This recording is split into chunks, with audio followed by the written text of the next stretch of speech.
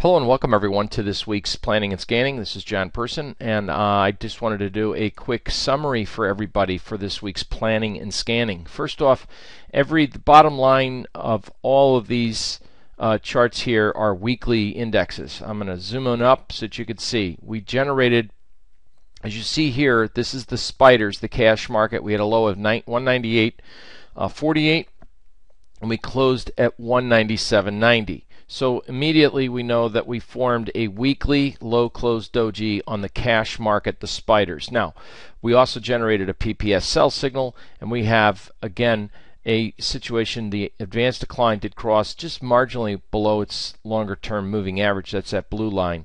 Volume came, it was kind of a muted volume move, but needless to say, we have to respect that weekly sell signal.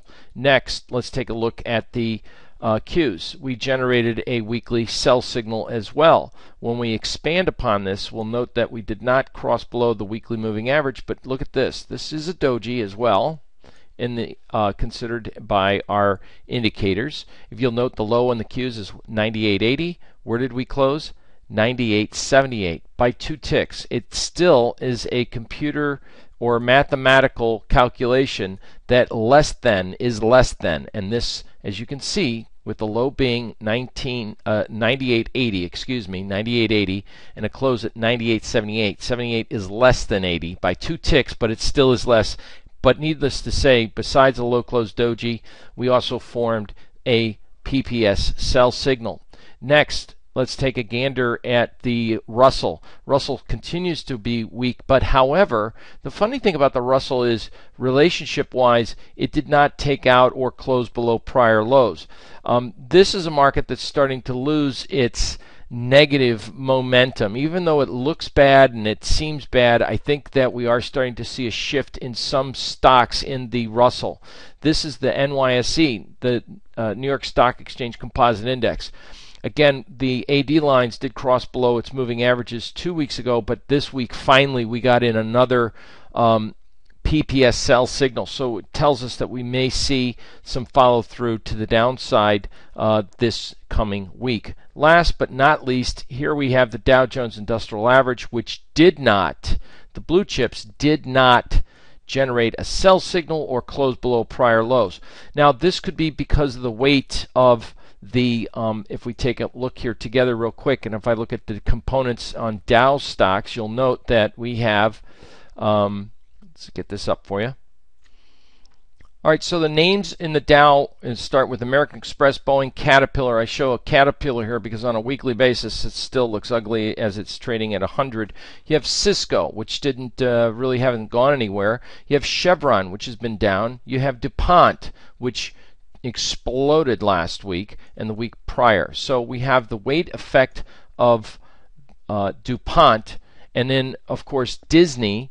And Disney, by the way, generated a weekly sell signal. So not all stocks, as I'm sharing with you, are moving up. We have GE, which has done really nothing. Goldman Sachs, which did have a weekly mild decline, but needless to say, it has not rolled over to the downside. So where did the strength come from? Well, if you take a look here, this one company they added to the S&P 500 was Nike, they added to the Dow, Nike, last year or earlier this year. You'll note that we have a huge move. We were up 12% this week. So where the strength came from was pretty much, you have DuPont, but the majority of the stocks, even Home Depot, which has been on a tear from its earnings from 4 weeks ago or so, really hasn't gone very far. It hasn't rolled over either, meaning to the downside. Intel was another favorite, but Intel just generated a weekly sell signal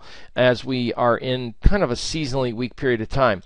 If we look at Intel closely, you'll note that we have a few things here that unfinished business, namely gaps at around $28.50. We have a gap there, and then we also have this gap over here around 32. So I'm thinking that the volume analysis on a daily chart did not really do a whole lot. So we formed a doji on this downdraft. We formed a little daily doji, which tells me we could probably get back up and test the highs one more time and then roll over to the downside. I'm sharing this with you because this is just looking at why we did not generate a sell signal in the Dow was mainly because of some of the three that I see. There may be four stocks, but three stocks, namely Nike, gave the strength to that sector. Now, an interesting observation is, the old phrase, buy them when nobody wants it, sell it when everyone's got to have it. Well, this is the BTU, this is the energy, coal and consumable.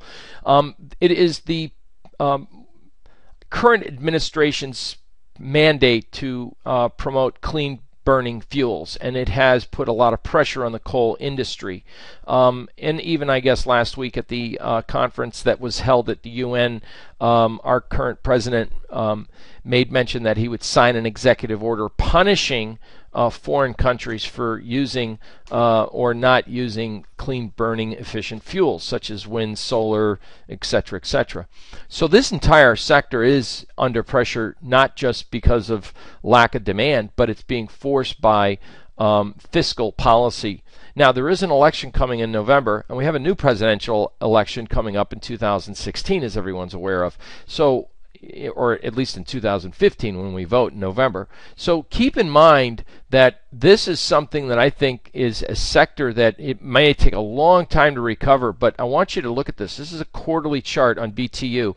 It has had a tremendous decline in the market with literally no new volume lower moves. So when I look at that and I look at another stock like Alpha Natural Resources, which did have a move to the downside with considerable volume, but this stock, even on a monthly basis, did not take out prior monthly lows. Now we're getting close to the end of the month, and look what else we're doing.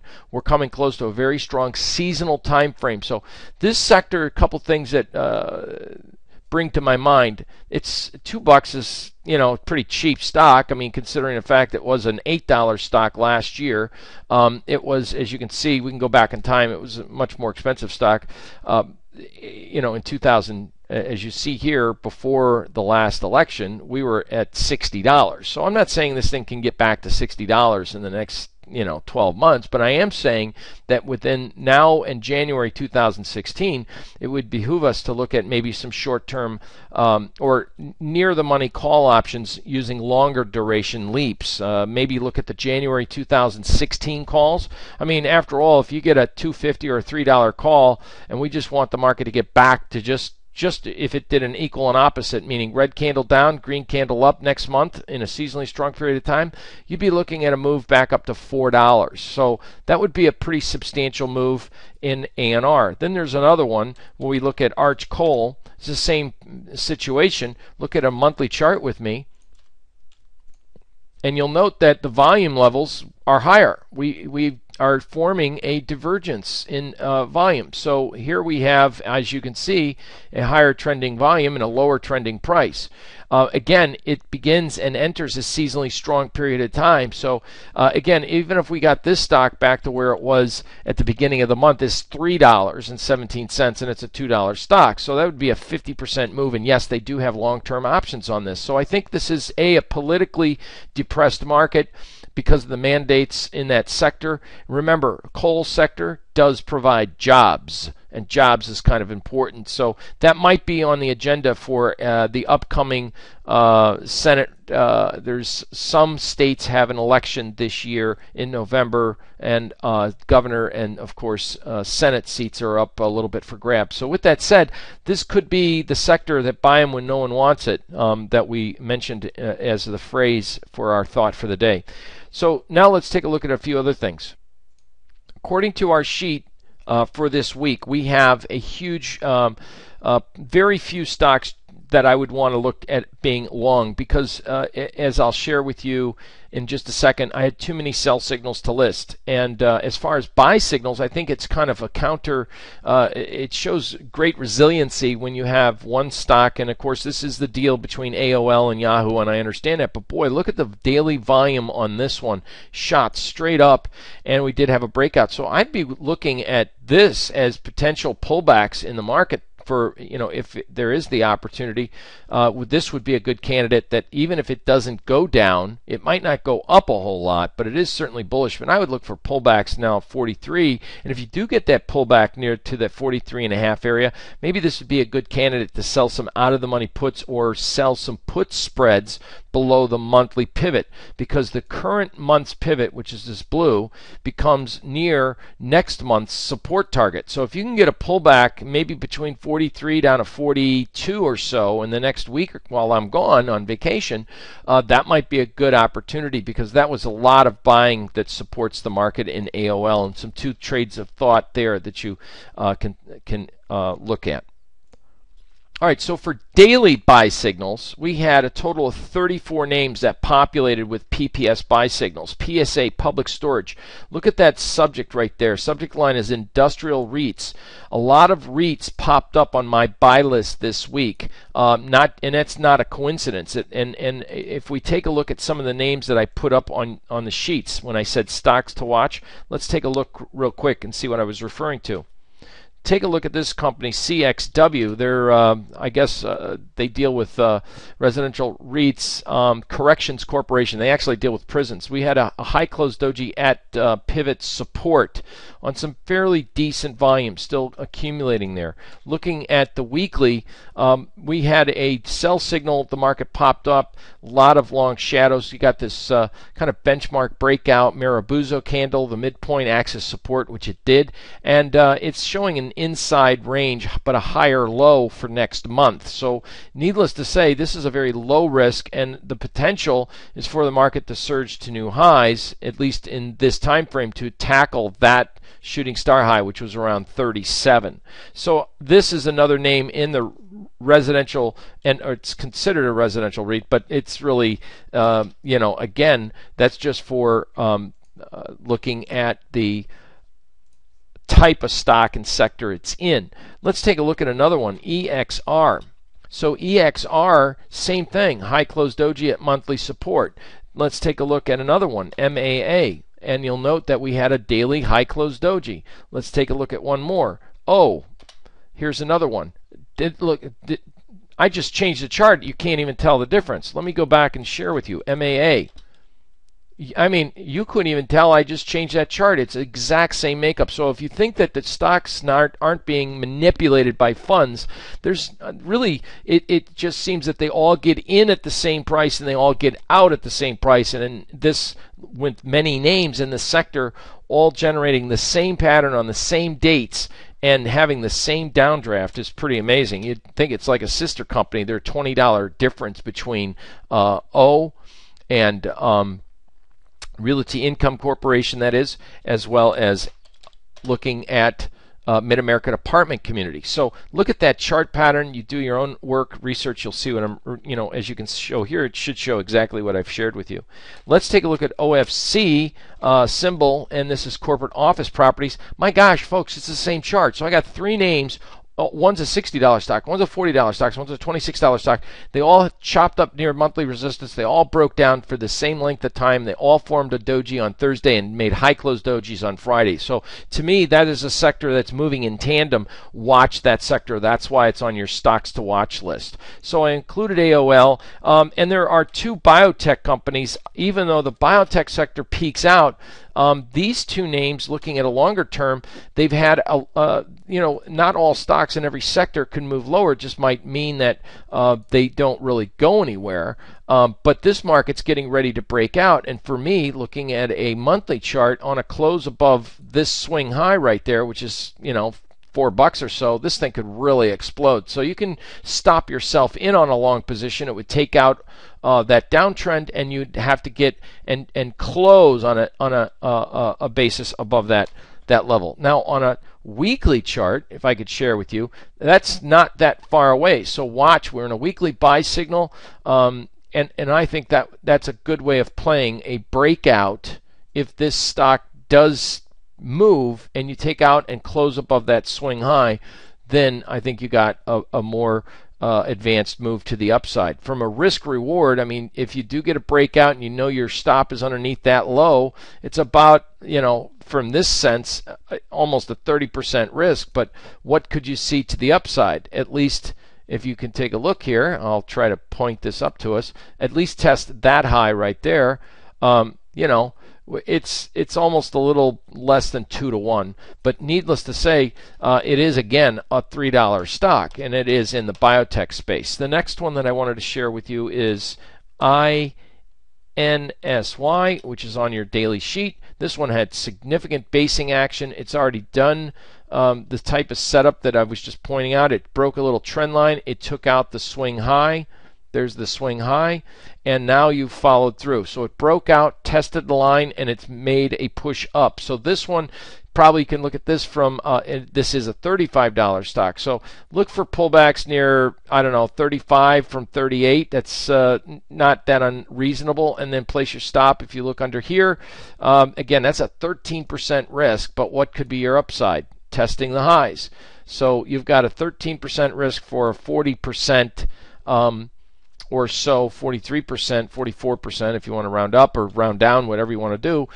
Good risk reward there in those names. But as far as sell signals are concerned, let's take a look at looking at short sell signals for the day.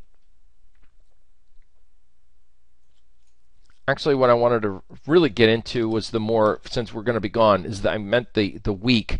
We had in the S&P 500, 111 stocks generate weekly sell signals. AIG, Abbott Labs. I mean, we're only in Coach, which has been under pressure most of the year. As you can see here, generated not just a weekly sell signal PPS, but a weekly low close doji. I mean, the list goes on and on and on. Even as I mentioned earlier, Disney, and here it is, Walt Disney did pop up on our scans. And I mean, just all the way down, you've got so many stocks in here in this list that just look, what's the word I'm looking for? Ugly. And so I think that there is, here's one, First Solar, and the other one I was just trying to pop up to was almost a double doji star. There it is, Cablevision, CVC. These are names that are big names. Double doji star, low close doji, I'd say, and it snapped back to 18 is going to give some selling opportunity. Now let's take a look at buy signals for the week. Okay, I had two names that popped up on a weekly buy, and one's already Micron Technology. It's in a sector that kind of runs out of seasonal strength, and it's testing its high. And the other one is Perrigo Pharmaceutical, which might have some merits to it, but again, it's a $150 stock. So if you want to think about in terms of risk, if you buy up here, your stop goes below there, it's an 11% risk. And what could I seem to make on this? Well, if we only go up to test that high, and I'll be generous and say we test this high, we're maybe risking 11% to make 8%, and that ain't the trade I want to take. I mean, that's the moral of that story. All right, so this is the Russell versus the Dow Jones Industrial Average, and this is the spread price relationship chart. We kind of bottomed out here on or about the 19th, and as you can see, we have shown that we're seeing higher lows, and we just made a higher high, and the moving averages, the yellow line, is starting to, as you can see, base itself out. Watch for more evidence that the Russell outperforms the Dow. That's the blue chip sector. Now, on our tweet account, there seemed to be someone that was using stockcharts.com and not looking at a spread chart. Now, I understand if you're not looking at the Dow Jones, if you're looking at the relationship of the S&P 500, the Russell did the same thing. It did bottom out on the 24th. This is the Russell versus the S&P 500, and I'm using futures to futures, which tracks overnight, not daily or intraday open outcry. So I'm looking at the overall picture of this market. With that said, and it is well beyond the time frame where we had rollover, so that's not the issue. In this case, I look at this market and I go, well, it looks a lot better the Russell outperforming the Dow. In addition, that's the January effect. So we may see sector rotation and money coming off the table on the high-flying stuff, and maybe some bottom picking coming in on the low-flying stuff, which the Russell is pretty much there. This is the weekly chart on the McClellan oscillator. Now we have a shot of, because we were kind of oversold on a weekly basis, we could go up and form a zero line reject. So if we do see any early strength next week, right, or if next week you kind of see a little bit of a bounce, I mean, we're really going to have to get a zero line cross, close back above the zero line on that McClellan oscillator to get a bullish reversal fully intact. But with all the PPS sell signals, with the decline and broad-based declines in the advanced decline, and the PPS and low-closed dojis in the majority of the indexes, I am looking at more of a prolonged period of choppy toppy action where the market sees these rallies and then comes back down. But I think in the next 4 to 6 weeks we will be substantially lower. So we did that martingale approach to the market where we were buying longer term put options out of the money, and as I've been stating on our weekly observations, and this is the weekly observation, that in all these years we had a major run in the market, and we had almost every 3 years during that time period major pullbacks between 10 and 30% in this period alone, right there, 81, 84, 87, 90, 94, and 97, 98. And then we peaked, of course, in late 2000 and had that big 50% correction, and then we had a 58% correction in 2007. I'm not looking for a 58% correction, but certainly in the indices, like in these time periods, and I'm not saying the flash crash, not to mention that one, that was in May, but I'm talking about in 1987 we had that crash in the market, and I'm not saying it is in October, so we want to be kind of aware of potential corrections in the market. When I look at this overall stock market, and we can go back from a year-to-date perspective, and if I get this teed up correctly. All right, so then now we can take a look at all the indexes and these sectors, excuse me, and you can note that regional banks, which is the KRE, we've got the KBE, the overall bank sector, which is negative, as you can see. All these sectors, the one sector, the purple one, which is the semiconductor, it is trying to form a top, and then we've got the biotech, the IBB up here, the best performing sector, up 21%. So I'm thinking you've got what the bank sector is down here, underperforming, negative on the year. Semis and biotechs is what's leading the charge. And next to that would be some healthcare, XLV up 17%. And these areas enter a seasonally weak period of time, so they may stop their advance. And then we have the energy sector as measured by the XLE and the XOP, oil and natural gas, which start and enter in a seasonally strong period of time. So in looking at the relationship of where the market's been and what's actually corrected, if I may take one more minute to share with you this, and I'm going to change the symbol here from, let me just get rid of the,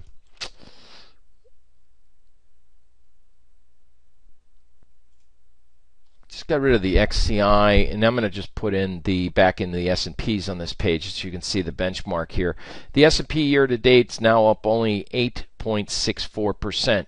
This, if you look at the KRE, the regional banks, down 4.8% year to date. The ITB, home builders, down 7.4%. Remember, this goes back since the beginning of this year.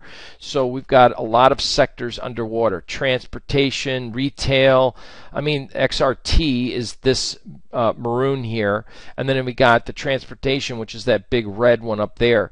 So at this point in time, I would say that there are some sectors, and that's where the sector rotation can kind of take over. And if we are to see it, stuff like the retail sector, bank sector needs to perform and go up, and then maybe money off the table in these sectors. Or perhaps that if banks aren't making money, that means they're not loaning money. That means there's no demand for loans. That means there's no commerce or business, which means these sectors could be underwater. I'm not sure the total answer, but I would say that now, in this time period, with all the evidence that we have, it suggests to be very cautious in the market, number one. We talked about having collars on over the last few weeks. In fact, on Friday, on Thursday, even when the market was low, I said if you are in a collar, when the market moves down, and if the short call option that you sell has lost between 60, 70, 80%, you can only make so much on a short call. Then buy back the short call. Now you got the put option and you're net free and clear, and you have no liability in case the market goes up, and you can trade the short side of the call one more time. It's an aggressive way to trade the market when you're trading a portfolio of stocks. So in any event, that's been our message, and I think that still continues going forward for the next 4 weeks or so. I am off for the week. I hope you found this video and, of course, our weekly outlook helpful. Don't forget, we've got several people in our community, namely Sonia, Andy Wyant, Bill McKee, a host of other students that can always help anyone if you have questions. And it's a community of traders trying to just do what we do, make money, and that's what we're here for, helping you to succeed. So thank you all very much, and have a great week.